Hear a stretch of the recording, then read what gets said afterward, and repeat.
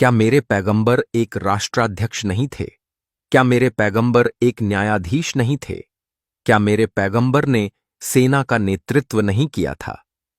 अगर आप सोचते हैं कि अल्लाह ने मुझे सिर्फ नमाज पढ़ने का हुक्म दिया है, लेकिन राज्य चलाने के लिए मुझे यूरोप, अमेरिका, इंग्लैंड, जर्मनी या जापान की ओर देखना चाहिए, तो यह एक गलती है। मेरा मानना है कि इस देश की राजनीति में शामिल अधिकांश लोग अल्लाह पर विश्वास करते हैं। अल्लाह पर पूरी तरह से विश्वास करो। आंशिक विश्वास पर्याप्त नहीं है। अगर अल्लाह द्वारा दिए गए दंड संहिता, कानून, नियम, अदालतें और न्यायिक प्रणाली हर जगह, गांव से लेकर सुप्रीम कोर्ट तक स्थापित नहीं होती, तो न्यायपालिका में शांति नहीं आएगी। भविष्य की दुनिया इंशाअल्लाह इस्लाम की दुनिया होगी। भविष्य की दुनिया अल्लाह के धर्म की दुनिया होगी। आज इस सम्मेलन में हमारा विरोध हिजबुत तौहीद द्वारा प्रस्तावित राज्य प्रणाली के खिलाफ है। दो प्रकार की सत्ता है, दो प्रकार के कानून हैं। कितने प्रकार?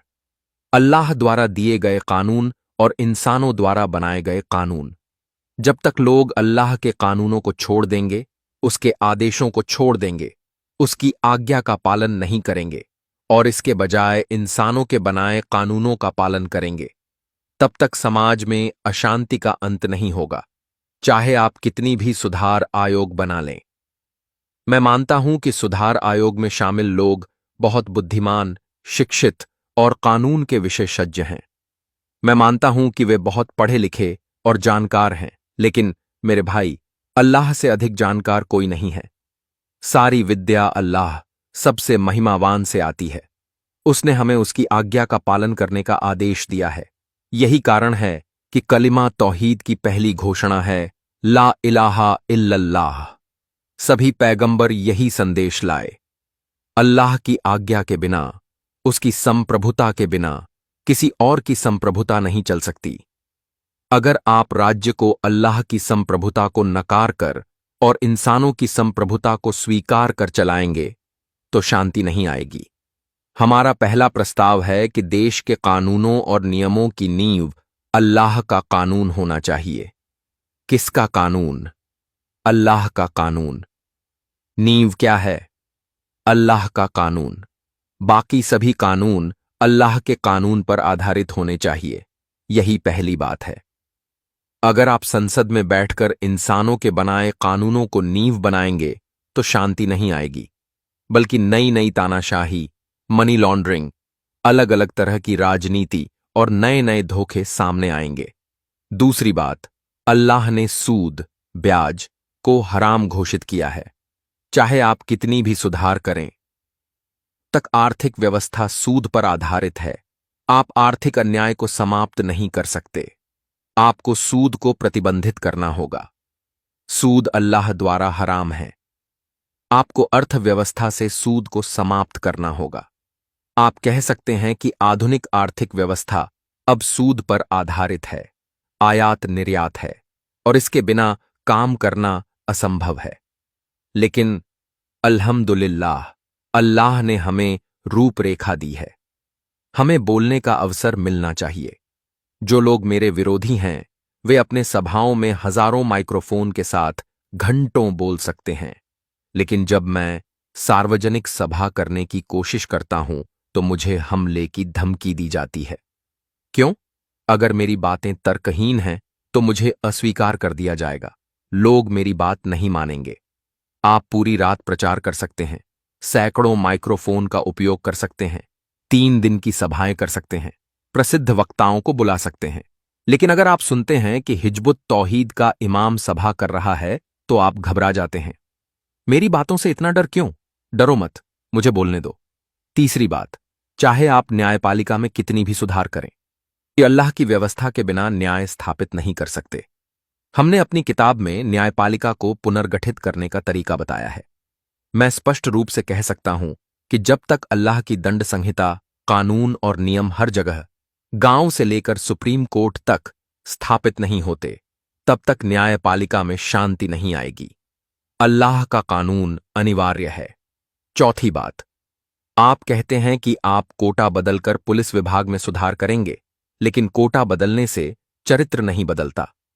पैगंबर मोहम्मद सल्लल्लाहु अलैहि वसल्लम ने नैतिकता और प्रेरणा सिखाकर राष्ट्र को एक अनुशासित सेना में बदल दिया था। मैंने अपने प्रस्ताव में इसका उल्लेख किया है। पैगंबर की सेना कैसी थी, उनके अधिकार क्या थे, पुलिस विभाग कैसा था और भर्ती कैसे होती थी। अगर आप यह व्यवस्था लागू नहीं कर सकते तो पुलिस विभाग में शांति नहीं आएगी, चाहे आप उनकी वर्दी बदल दें। उनकी कहे। 5वीं बात, शिक्षा व्यवस्था। मैंने प्रस्ताव दिया है कि वर्तमान शिक्षा व्यवस्था जो अंग्रेजों द्वारा दी गई है, उसने 2 धाराएं बना दी हैं, मदरसा और सामान्य शिक्षा।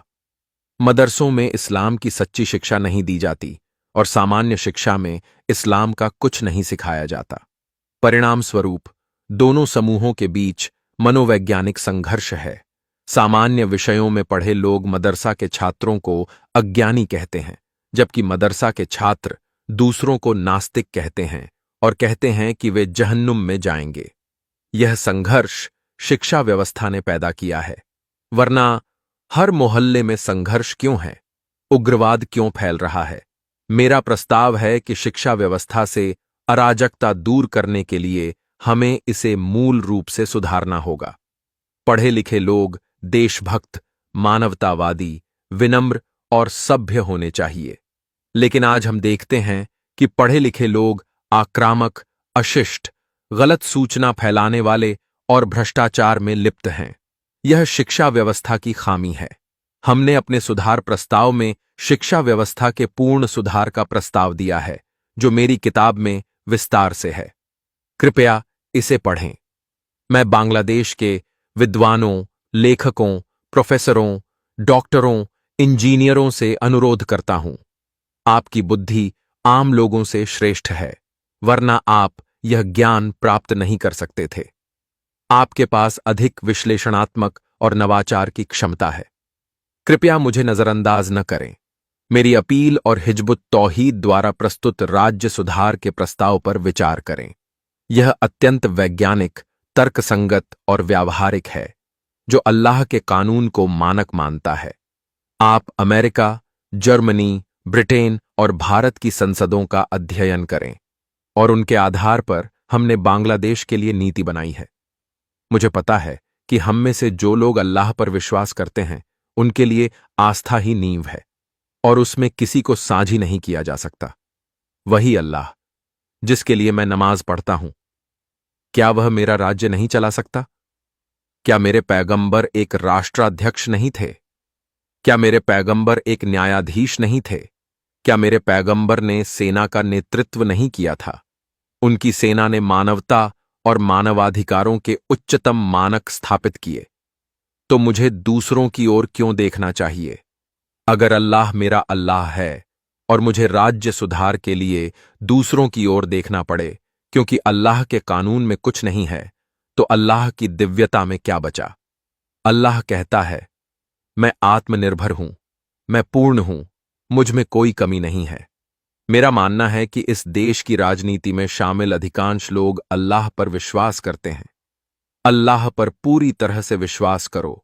आंशिक विश्वास पर्याप्त नहीं है। अगर आप सोचते हैं कि अल्लाह ने आपको सिर्फ नमाज पढ़ने का हुक्म दिया है और राज्य चलाने के लिए आपको यूरोप, अमेरिका, इंग्लैंड, जर्मनी या जापान की ओर देखना चाहिए, तो यह एक गलती है। काफा का क्या अर्थ है? विद्वानों से पूछिए। इसका अर्थ है इस्लाम में पूरी तरह प्रवेश करना। आंशिक स्वीकार और आंशिक अस्वीकार शिर्क है। अल्लाह शिर्क को माफ नहीं करता।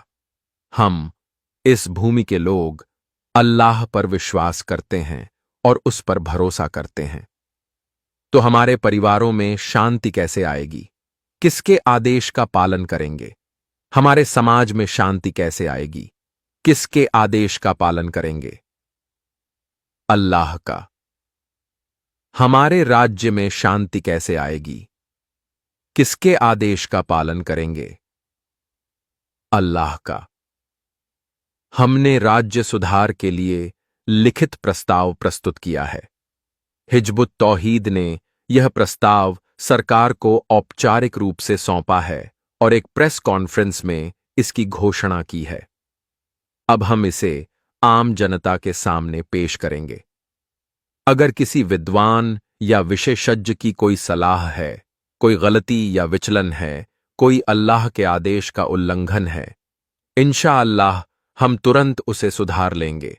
लेकिन हम चाहते हैं कि हमारा राज्य अल्लाह द्वारा दी गई व्यवस्था से चले, इंशाअल्लाह। मैं निश्चित रूप से कह सकता हूं, अगर हिजबुत तौहीद द्वारा प्रस्तावित राज्य प्रणाली की रूपरेखा का पालन किया जाए तो कोई राजनीतिक भ्रष्टाचार नहीं होगा, कोई आर्थिक अन्याय नहीं होगा, कोई मनी लॉन्ड्रिंग नहीं होगी, कोई तानाशाह शासक नहीं होगा और कोई पुलिस अधिकारी चोर या डाकू नहीं होगा। इंशाअल्लाह इस राष्ट्र में दया, इसका एकता और भाईचारा होगा। लोग मानवतावादी, अल्लाह पर विश्वास करने वाले और सच्चे मुसलमान होंगे। इस समाज में लोग अपने दरवाजे खुले रखकर सो सकेंगे, इंशाअल्लाह। यही संभावना है जिसके बारे में मैं बात कर रहा हूं। भविष्य की दुनिया इंशाअल्लाह इस्लाम की दुनिया होगी। भविष्य की दुनिया अल्लाह के धर्म की दुनिया होगी।